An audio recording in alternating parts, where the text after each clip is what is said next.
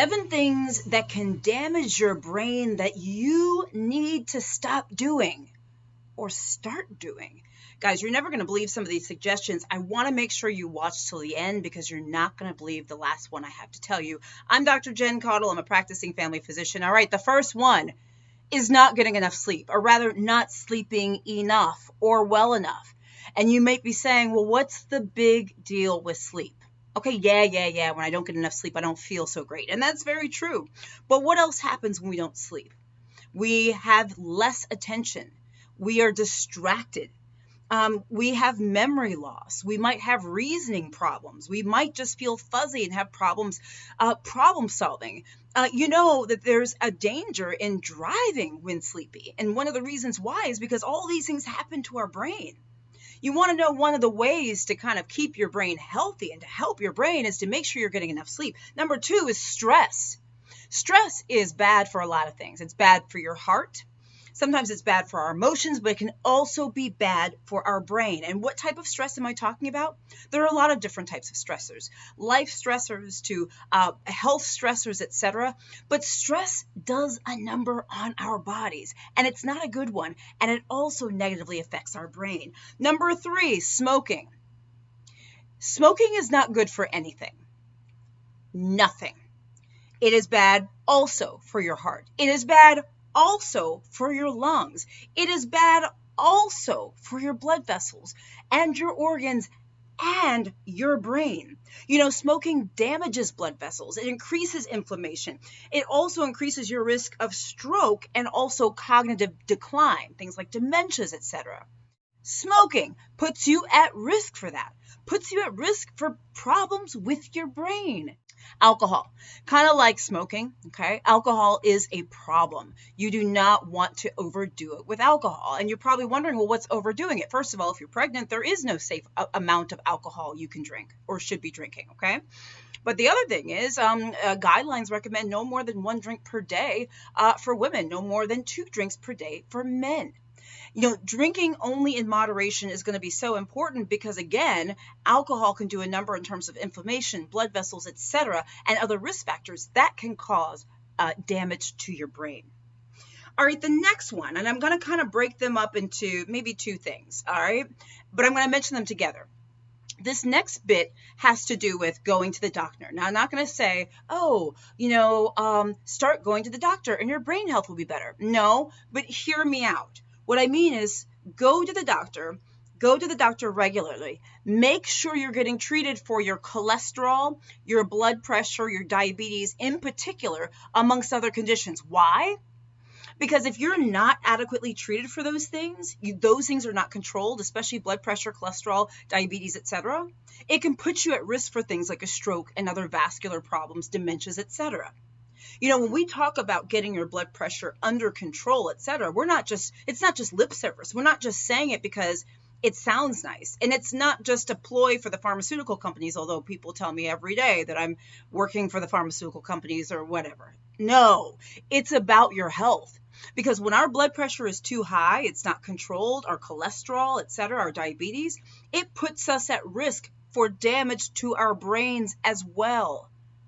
You know, make sure you are staying on top of these things and understand that your doctor's interest in getting these things under control is way more than maybe what you ever would have imagined, including your brain. The other thing is exercise. We're almost to the last one, which I think you may not have guessed, but it's interesting. Exercise. Exercise is protective.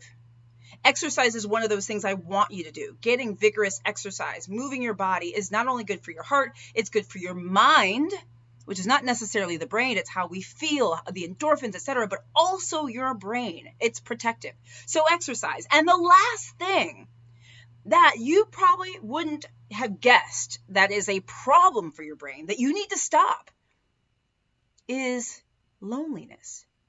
I know you're saying, what do you mean? Well, first of all, what do you mean by loneliness? Second of all, how do I stop being lonely?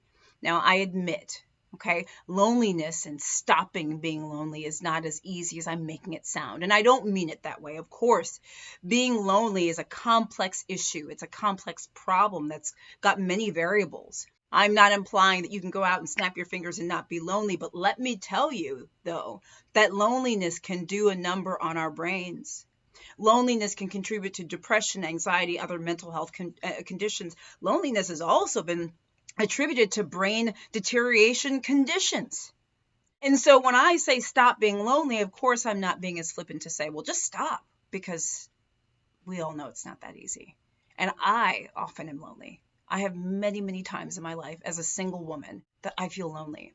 And I often feel actually trapped a little bit. Sometimes I feel like I don't know what to do. Sometimes I feel like the things I do don't work. And if you feel like this, you're not alone. I'm not trying to make you feel bad.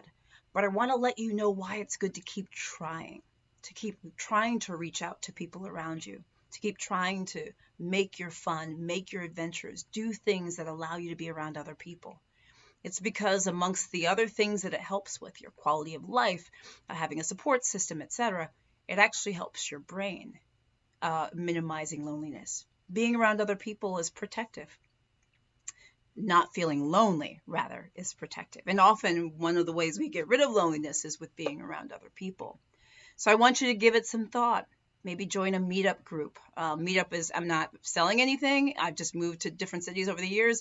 Meetup, the Meetup app, literally called Meetup, has been a great app for me. And like if I wanted to go salsa dancing or do something and I didn't know anyone, it's a great excuse or way to do something in a place or even in your own town where you may not know anyone.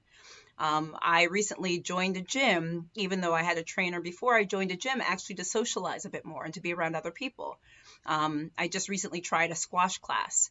Not because I've had these great dreams about squash, but actually I wanted to do something that involved other people.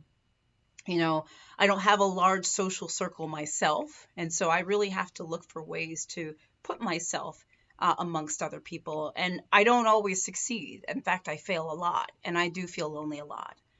But I'm saying all of this to let you know that even though I started this off by saying, don't be lonely, it's not really what I mean.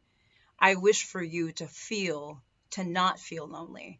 And I want you to know that it is hard sometimes to not feel lonely, but keep trying. Even small things make a difference. Pick up the phone and speak to somebody, or call somebody you haven't talked to in a long time.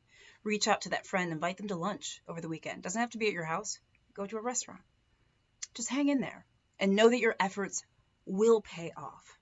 So those are some of the things you need to not do or do to help protect your brain, and the things that can damage your brain health as well. Let me know what you think about this video in the comments. I'm Dr. Jen Caudle, practicing family physician, on-air health expert, and video creator. On Facebook, please like and follow my page. YouTube, please subscribe to my channel. Click the little bell for updates.